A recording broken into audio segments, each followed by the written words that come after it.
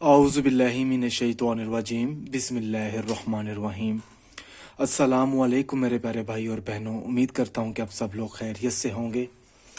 آج میں اس ویڈیو میں آپ کو ایک قرآنی وظیفہ بتاؤں گا۔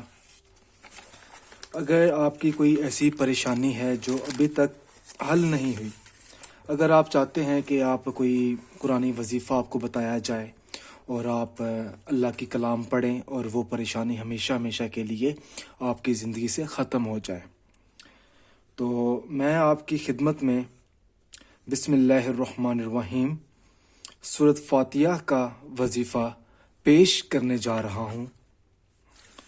آپ نے کرنا یہ ہے کہ عشاء کی نماز ادا کرنے کے بعد سورۃ فاتحہ کی آیت مبارک ایاک نعبد و ایاک نستعین، آپ نے اس آیت کو 141 مرتبہ پڑھنا ہے۔ جب آپ 141 مرتبہ پڑھ لیں گے تو اس کے بعد آپ نے اپنی کامیابی کے لیے اللہ پاک سے دعا مانگنی ہے۔ اب یہ جو وظیفہ ہے آپ نے 3 دن کرنا ہے۔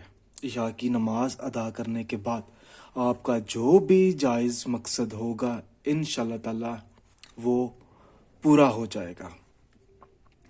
اگر آپ کو یہ عمل پسند آیا ہو تو آپ نے ضرورت مند لوگوں تک اور اپنے دوستوں تک اس عمل کو ضرور پہنچائیں۔ اگر کوئی چیز نہ سمجھ آئے تو آپ مجھ سے پوچھ سکتے ہیں۔ جزاک اللہ۔